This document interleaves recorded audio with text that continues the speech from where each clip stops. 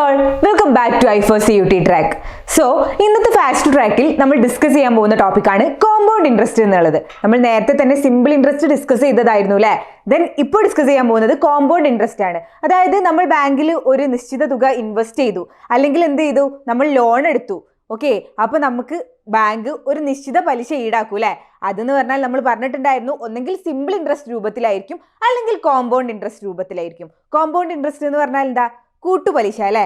അപ്പോൾ നമുക്ക് ആദ്യം തന്നെ എന്താണ് ഈ കോമ്പൗണ്ട് ഇൻട്രസ്റ്റ് കാണാനുള്ള ഇക്വേഷൻ എന്ന് നോക്കാം. ഓക്കെ, കോമ്പൗണ്ട് ഇൻട്രസ്റ്റ് കാണാനുള്ള ഇക്വേഷൻ A-P എന്നുള്ളതാണ് കോമ്പൗണ്ട് ഇൻട്രസ്റ്റ് കാണാനുള്ള ഇക്വേഷൻ. എ എന്ന് പറഞ്ഞാൽ എമൗണ്ട് ആണ്, നമുക്ക് അറിയാവുന്നത് തന്നെയാണ്. എമൗണ്ട് ആണ് എ എന്ന് പറഞ്ഞാൽ.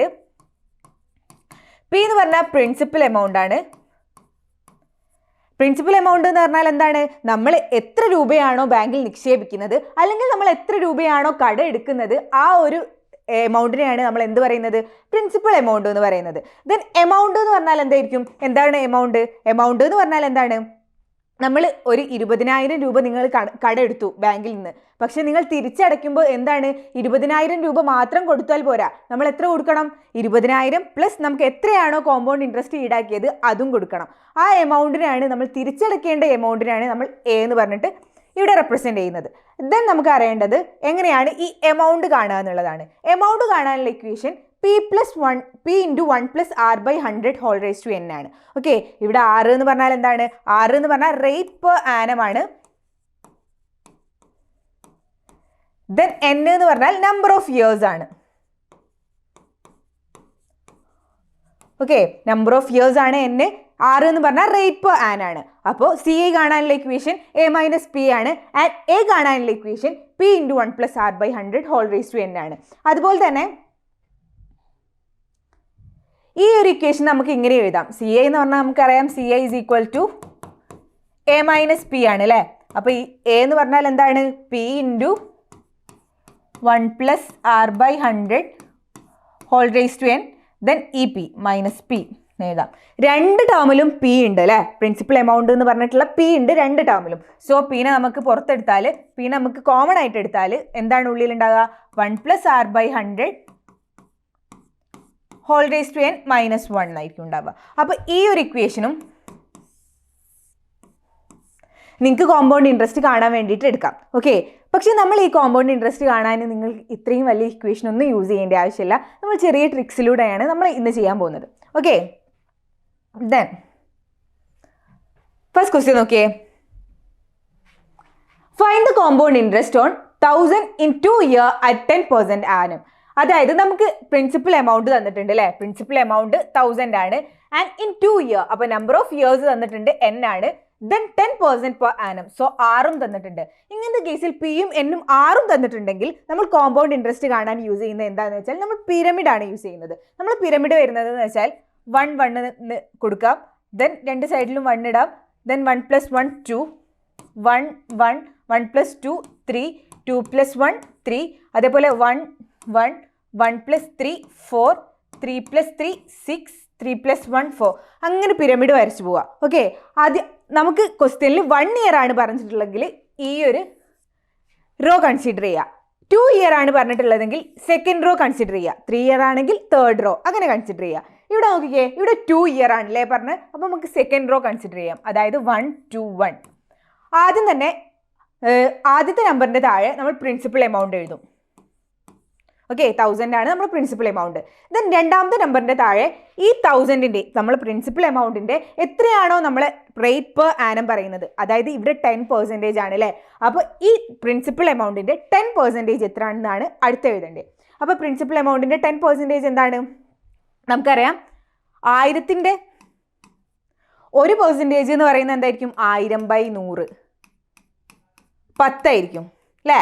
അപ്പോൾ അതിൻ്റെ 10% എന്ന് പറയുന്നത് എന്തായിരിക്കും?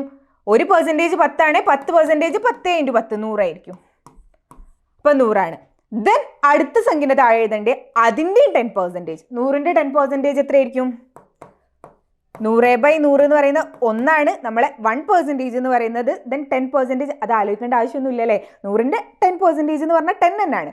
എന്നാലും നമുക്ക് ഏതൊരു സംഖ്യൻ്റെയും 10% കാണാൻ പറഞ്ഞാൽ എന്ത് ചെയ്യുക? ആ സംഖ്യനെ 100 കൊണ്ട് ഡിവൈഡ് ചെയ്യുക. അപ്പോൾ നിങ്ങൾക്ക് 1% കിട്ടും. അതിനെ നിങ്ങൾക്ക് എത്ര പെർസെൻറ്റേജ് ആണോ കണ്ട് അതിനോട് മൾട്ടിപ്ലൈ ചെയ്യുക കേട്ടോ. അപ്പോൾ 10. ഓക്കെ, ദെൻ ഇത് ജസ്റ്റ് മൾട്ടിപ്ലൈ ചെയ്യാം. 1000 × 1 എന്ന് പറയുന്നത് 1000, 100 × 2 എന്ന് പറയുന്നത് 200, ദെൻ 1 × 10 എന്ന് പറയുന്നത് 10. ദെൻ നമ്മുടെ സിമ്പിൾ കോമ്പൗണ്ട് ഇൻട്രസ്റ്റ് എന്താണെന്ന് വെച്ചാൽ ഈ ഫസ്റ്റത്തെ സംഖ്യ ഒഴിവാക്കിയിട്ട് ബാക്കിയുള്ളതിന് ആഡ് ചെയ്യുക. അതായത് ഇവിടെ ഫസ്റ്റത്തെ സംഖ്യ ഒഴിവാക്കിയാൽ ബാക്കിയുള്ളത് ഏതാണ്? 200ഉം 10ഉം. അപ്പോൾ 200 + 10 ചെയ്യാം. ഓക്കെ, 210 നമ്മുടെ കോമ്പൗണ്ട് ഇൻട്രസ്റ്റ് എന്ന് വരുന്നത്. അപ്പോൾ ഈ ഒരു രീതിയിലാണ് നമ്മൾ കോമ്പൗണ്ട് ഇൻട്രസ്റ്റ് പിയും എന്നും 6ഉം തന്നിട്ടുണ്ടെങ്കിൽ ചെയ്യേണ്ടത് കേട്ടോ. ഓക്കെ, അപ്പോൾ നമ്മുടെ ആൻസർ എന്ന് പറയുന്നത് 210 ആണ്. ഓക്കെ, ദെൻ നെക്സ്റ്റ് ക്വസ്റ്റ്യൻ നോക്കിക്കേ. A sum of money placed at compound interest double itself in 4 years. In how many years it will amount to 10 times എന്നാണ് പറഞ്ഞത്. Okay, will it amount to 8 times. Okay, then ഒരു principal amount, sum of money എന്ന് പറയുമ്പോൾ നമ്മൾ principal amount തന്നെ. Principal amount എന്തായി? In compound ഇൻട്രസ്റ്റിൽ നമ്മൾ ഇൻവെസ്റ്റ് ചെയ്ത പ്രിൻസിപ്പൽ എമൗണ്ട് 4 years കൊണ്ട് എത്രയായി? ഡബിൾ ആയി എന്നാണ് പറയുന്നത്. Double itself in 4 years. 4 years കൊണ്ട് ഡബിൾ ആയി. അപ്പോൾ എന്താണ്? 4 years കൊണ്ട് ഡബിൾ എന്ന് പറഞ്ഞാൽ 2 times അല്ലേ? ഡബിൾ എന്ന് പറഞ്ഞാൽ 2 times, ട്രിപ്പിൾ എന്ന് പറഞ്ഞാൽ 3 times. അപ്പോൾ നമുക്ക് 4 years കൊണ്ട് 2 times ആയി അതിൻ്റെ principal amount. Okay, then sum of money placed at compound interest double itself in 4 years. In how many years it will amount to 8 times. Then 8 times ആവുക എപ്പോഴാണെന്നാണ് ചോദിച്ചിട്ടുള്ളത്. ഇങ്ങനത്തെ കേസിൽ നിങ്ങൾ എന്താ ചെയ്യേണ്ടതെന്ന് വെച്ചാൽ മുകളിൽ ഏതാണോ സംഖ്യ വരുന്നത് ആ സംഖ്യേൻ്റെ പവറായിട്ട് താഴെയുള്ള സംഖ്യ എഴുതുക. അതായത് 8 എന്ന് പറഞ്ഞാൽ എന്താണ്? 2 cube ആണ് അല്ലേ? 8 എന്ന് പറഞ്ഞാൽ 2 cube ആണ്. അപ്പോൾ മുകളിലുള്ള സംഖ്യേൻ്റെ പവറായിട്ട് താഴത്തെ സംഖ്യ എഴുതുക. ഓക്കെ, ആ ഏതെങ്കിലും ഒരു പവർ കൊടുക്കുമ്പോൾ താഴത്തെ സംഖ്യ നമുക്ക് കിട്ടണം. ആ ഒരു രീതിയിൽ എഴുതുക. നിങ്ങൾക്ക് ഏത് ക്വസ്റ്റ്യൻ വന്നാലും ആ ഒരു രീതിയിൽ നിങ്ങൾക്ക് എഴുതാൻ പറ്റും. ഓക്കെ, അപ്പോൾ 2 cube ആണ് 8 എന്ന് പറയുന്നത്. ദെൻ അതെന്താവണം? എത്ര ഇയേഴ്സ് കൊണ്ടാണ് 2 cube ആവുന്നത് എന്നാണ് നമ്മളോട് ചോദിച്ചിട്ടുള്ളത്. അപ്പോൾ എന്താണ് നമ്മൾ ചെയ്യേണ്ടത് എന്താ വെച്ചാൽ ഇത് ഇൻറ്റു ഇത് ചെയ്യാം. ഓക്കെ, 4 × 3 എന്ന് പറയുമ്പോൾ 1 4 4 2 4 8 3 4 12 അല്ലേ? 12 ഇയേഴ്സ് കൊണ്ടായിരിക്കും എന്താവുന്നത്? 12 ഇയേഴ്സ് കൊണ്ടാണ് നമ്മളത് 8 times ആവുന്നത്. ഓക്കെ, 8 times ആവുന്നത് 12 ഇയേഴ്സ് കൊണ്ടായിരിക്കും. ഓക്കെ, അപ്പോൾ നിങ്ങൾക്ക് ചെറിയ കൺഫ്യൂഷൻ ഉണ്ടോ? ഒന്നുമില്ല, മുകളിലെ സംഖ്യേൻ്റെ പവറായിട്ട് താഴത്തെ സംഖ്യ എഴുതുക. ദെൻ എന്താക്കുക? ആ പവർ ഇൻറ്റു മുകളിലത്തെ എത്ര ഇയേഴ്സ് ആണോ അത്ര ഇയേഴ്സ്. ഓക്കെ, ഒന്നുകൂടി ചെയ്ത് നോക്കാം. ഒരു ക്വസ്റ്റ്യൻ കൂടി ചെയ്ത് നോക്കാം. നോക്കിയേ. A sum of money placed at compound interest triple itself in 7 years. In how many years will it amount to 27 times എന്നാണ് ചോദിച്ചത്. അപ്പോൾ എന്താണ്? എത്ര ഇയേഴ്സ് കൊണ്ടാണ്? 7 years കൊണ്ട് അതെന്തായി? എത്ര ടൈംസ് ആയി? ട്രിപ്പിൾ ടൈംസ് എന്ന് പറയുമ്പോൾ ട്രിപ്പിൾ ഇറ്റ് സെൽഫ് എന്ന് പറയുമ്പോൾ 3 times അല്ലേ? 3 times ആയി അതിൻ്റെ എന്ത്? സം ഓഫ് മണി എന്ന് പറയുന്നത്. ദെൻ എത്ര ഇയേഴ്സ് കൊണ്ടാണ് അത് 27 times ആവാന്നാണ് ചോദിച്ചിട്ടുള്ളത്. അപ്പോൾ 27നെ 3 raised to ഏതെങ്കിലും പവർ ആക്കി എഴുതാൻ പറ്റുമോ? ഇവിടെ 3 ആണുള്ളത്. നേരത്തെ അവിടെ 2 ആയിരുന്നു ഉണ്ടായിരുന്നത്. അപ്പോൾ നമ്മൾ 8 നമ്മൾ എന്ത് ചെയ്തു? 2 raised to 3 എന്ന് എഴുതി. ഇവിടെ 27 ഉണ്ട്, മുകളിൽ 3 ആണുള്ളത്. അപ്പോൾ 3 raised to 3 നോക്കിയേ. 3 raised to 3 എന്താണ്? 3 raised to 2 എന്ന് പറയുന്നത് 9. അപ്പോൾ ഇൻറ്റു 3 എന്ന് പറയുന്നത് 27 അല്ലേ? അപ്പോൾ 3 raised to 3 എന്ന് പറയുന്നത് എന്താണ്? 27 ആണ് അല്ലേ? അപ്പോൾ 3ൻ്റെ പവറായിട്ട് ഈ സംഖ്യനെ എഴുതുക. ഓക്കെ, ദെൻ എന്താ ചെയ്യുക? എങ്ങനെയാണ് നമ്പർ ഓഫ് ഇയേഴ്സ് കാണുക? 7 × 3. 7 × 3 എന്ന് പറയുന്നത് എന്തായിരിക്കും? 21 അല്ലേ? 21 years ആണ് നമ്മുടെ ആൻസർ വരുന്നത്. 21 years. അങ്ങനെയാണ് ഈ ഒരു ടൈപ്പ് ഓഫ് പ്രോബ്ലം ചെയ്യുക. ഓക്കെ, ലാസ്റ്റ് പ്രോബ്ലം നോക്കിയേ. Compute the compound interest on Rs 16,000 for 2 years at 10% per annum when compounded half yearly. ഈ ടൈപ്പ് ഓഫ് ക്വസ്റ്റ്യൻ നിങ്ങൾ കണ്ടിട്ടുണ്ടാവും. Compounded half yearly, compounded quarterly എന്നൊക്കെ പറഞ്ഞിട്ട്. ഈ ഒരു ടൈപ്പ് ക്വസ്റ്റ്യൻ എങ്ങനെ ചെയ്യേണ്ടതെന്നാണ്. ഓക്കെ, ഒന്നുമില്ല, ആദ്യത്തെ ക്വസ്റ്റ്യൻ പോലെ തന്നെ ചെയ്താൽ മതി. നമുക്ക് ഓൾറെഡി എന്ത് തന്നിട്ടുണ്ട്? പ്രിൻസിപ്പൽ എമൗണ്ട് എത്രയാണെന്നാണ് തന്നത്? പ്രിൻസിപ്പൽ എമൗണ്ട് നമുക്കറിയാം 16,000 ആണ് നമ്മളെ principal amount. Okay, then for 2 years എന്നാണ് പറയുന്നത്. അപ്പോൾ n എന്ന് പറയുന്നത് 2 ആണ്. ദെൻ 10% per annum എന്നാണ് പറയുന്നത്. അപ്പോൾ 6 എന്ന് പറഞ്ഞാൽ 10 ആണ്. അപ്പോൾ നമുക്ക് ഞാൻ നേരത്തെ തന്നെ പറഞ്ഞു, നമുക്ക് പിയും എന്നും ആറും തന്നിട്ടുണ്ടെങ്കിൽ നമ്മൾ പിരമിഡ് വരച്ചിട്ടാണ് നമ്മൾ എന്ത് ചെയ്യുക, ആൻസർ കണ്ടുപിടിക്കുക, കോമ്പൗണ്ട് ഇൻട്രസ്റ്റ് കണ്ടുപിടിക്കുക അല്ലേ. അപ്പോൾ ഇവിടെ നോക്കിക്കേ, കോമ്പൗണ്ടഡ് ഹാഫ് ഇയർലി എന്നൂടി പറഞ്ഞിട്ടുണ്ട്. അപ്പോൾ എന്തായിരിക്കും ചെയ്യുക, ഈ ഒരു ടൈമിൽ ഹാഫ് ഇയർലി എന്നാണ് പറഞ്ഞിട്ടുണ്ടെങ്കിൽ എന്നിന് എന്താക്കുക, n = 2 + 2 ആയിരിക്കും. നമുക്ക് എത്രയാണോ നമ്പർ ഓഫ് ഇയേഴ്സ് തന്നത് അതിനോട് ഒരു 2ഉം കൂടി ആഡ് ചെയ്യാം. ഓക്കെ, അതേപോലെ റേറ്റ് പെർ ആനം എന്ന് പറയുന്നത് നമുക്ക് എത്രയാണോ റേറ്റ് തന്നിട്ടുള്ളത് അതിനെ 2 കൊണ്ട് ഡിവൈഡ് ചെയ്യാം. അതാണ് ചെയ്യേണ്ടത്. ഇനിയിപ്പോൾ നിങ്ങൾക്ക് ക്വാർട്ടർലി എന്നാണ് പറഞ്ഞെങ്കിലോ, ക്വാർട്ടർലി എന്നാണ് പറഞ്ഞിട്ടുള്ളത് എങ്കിൽ നമ്പർ ഓഫ് ഇയേഴ്സ് എത്രയാണോ തന്നത് അതിനോട് 4 ആഡ് ചെയ്യുക. ദെൻ റേറ്റ് എത്രയാണോ തന്നത് അതിനോട് 4 ഡിവൈഡ് ചെയ്യുക. ഓക്കെ, അപ്പോൾ ഇവിടെ എന്തായിരിക്കും, n എന്ന് പറഞ്ഞാൽ ഇവിടെ 4 ആണ്, ഇവിടെ പറഞ്ഞാൽ 10/2 5. ഇതാണ് നമുക്ക് പിയും എന്നും 6 ഈ ഒരു കേസിൽ. ദെൻ നമ്മൾ നേരത്തെ ചെയ്ത പോലെ തന്നെ ചെയ്യാം. എന്താണ്, നമുക്ക് പിരമിഡ് വരച്ച് നോക്കാം അല്ലേ.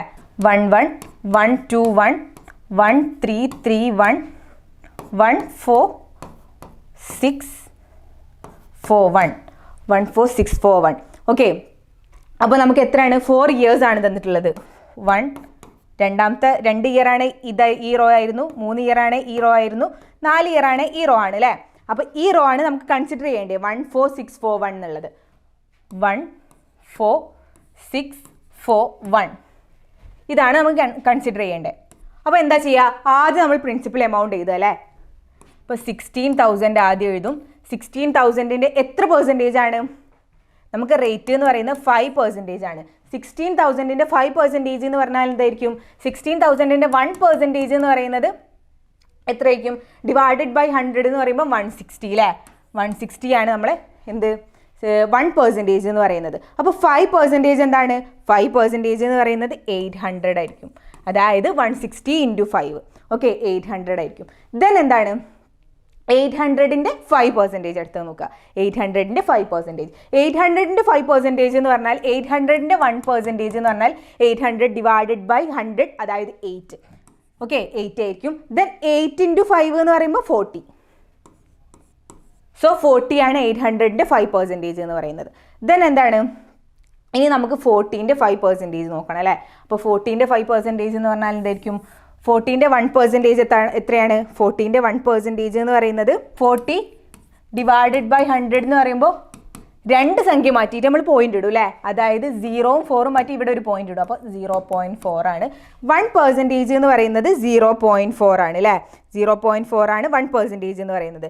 ദെൻ അതിൻ്റെ 5% എത്രയാണെന്ന് നോക്കണ്ടേ അല്ലേ. 5% എത്രയാണെന്ന് നോക്കണം. 5% എത്രയായിരിക്കും, 0.4 ×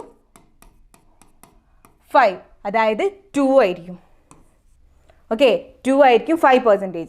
ഇനി 2ൻ്റെ 5% കാണേണ്ടത്. 2ൻ്റെ 5% എങ്ങനെയാണ്, 2 ഡിവൈഡഡ് ബൈ 100 അതായത് 2 സംഖ്യ മാറ്റി പോയിന്റ് ഇടും നമ്മൾ പറഞ്ഞിട്ടുണ്ടായിരുന്നു. 2 സംഖ്യ മാറ്റി പോയിന്റ് ഇടാൻ ഇവിടെ 2 സംഖ്യ അല്ല, ഒരു സംഖ്യയേ ഉള്ളൂ അല്ലേ. അപ്പോൾ എന്താ ചെയ്യേണ്ടത് വെച്ചാൽ ഒരു 0 മുന്നിൽ ഇട്ട് കൊടുക്കുക, ദെൻ പോയിന്റ് ഇടുക. അപ്പോൾ 0.02 ആയിരിക്കും. ഓക്കെ, 0.02 ആയിരിക്കും നമ്മളെ 1% എന്ന് പറയുന്നത്. ദെൻ അതിൻ്റെ 5% എന്തായിരിക്കും, 0.02 × 5 അതായത് 0.1 ആയിരിക്കും. ഓക്കെ, ഇപ്പോൾ 0.1. ദെൻ എന്താ നമ്മൾ ചെയ്തത്, മൾട്ടിപ്ലൈ ചെയ്യും അല്ലേ. മൾട്ടിപ്ലൈ ചെയ്യുമ്പോൾ 16,000, 800 × 4 പറയുമ്പോൾ 8 4 എന്ന് പറയുമ്പോൾ 32, 3200 ആയിരിക്കും. ദെൻ 6 × 40 എന്ന് പറയുമ്പോൾ 240, 4 × 2 8. ദെൻ 0.1 × 1 0.1 ആയിരിക്കും. ദെൻ നമ്മൾ പറഞ്ഞിട്ടുണ്ട് കോമ്പൗണ്ട് ഇൻട്രസ്റ്റ് എന്ന് പറഞ്ഞാൽ എന്താ, CA = കോമ്പൗണ്ട് ഇൻട്രസ്റ്റ് എന്ന് പറഞ്ഞാൽ ഇത് ആദ്യത്തെ സംഖ്യേനെ ഒഴിവാക്കിയിട്ട് ബാക്കിയുള്ള സംഖ്യകൾ എന്താ ചെയ്യുക, നമ്മൾ ആഡ് ചെയ്യും അല്ലേ. ആദ്യത്തെ സംഖ്യേനെ ഒഴിവാക്കിയിട്ട് ബാക്കിയുള്ള സംഖ്യകൾ ആഡ് ചെയ്യും. അതായത് 3 200 പ്ലസ് 240 പ്ലസ് 8 പ്ലസ് 0.1 അല്ലേ, അതായത് 0.1. ഇങ്ങനെയല്ലേ ചെയ്യുക. ഓക്കെ, ദെൻ 0.1 ഇവിടെ തന്നെ ഉണ്ടാവും. ദെൻ 8 4 4 3 3448.1 ആയിരിക്കും അല്ലേ. 3448.1. അപ്പോൾ ഇതാണ് നമ്മുടെ കറക്റ്റ് ആൻസർ. ഓക്കെ, അപ്പോൾ ഹാഫ് ഇയർലി ആണെങ്കിലും ക്വാർട്ടർലി ആണെങ്കിലും ആദ്യം നമ്മൾ PNR ഏതാണെന്ന് കാണുക. ദെൻ ആ ഒരു പിരമിഡ് രൂപത്തിലേക്ക് മാറ്റിയിട്ട് ചെയ്താൽ മതി കേട്ടോ. അപ്പോൾ ഈ ഒരു രൂപത്തിൽ ചെയ്യുന്നതായിരിക്കും നിങ്ങൾക്ക് ഏറ്റവും നല്ലത്. എന്താണെന്ന് വെച്ചാൽ കോമ്പൗണ്ട് ഇൻട്രസ്റ്റിൻ്റെ എന്ന് വെച്ചാൽ കുറച്ച് വലിയ ഇക്വേഷനാണ്. അപ്പോൾ നിങ്ങൾക്ക് ചെയ്ത് നോക്കുന്ന സമയത്ത് എന്താണ് തെറ്റിപ്പോകാൻ വളരെ സാധ്യത കൂടുതലാണ്. സോ ഈ ഒരു ടൈപ്പിൽ ചെയ്യാം കേട്ടോ. Okay, then bye bye.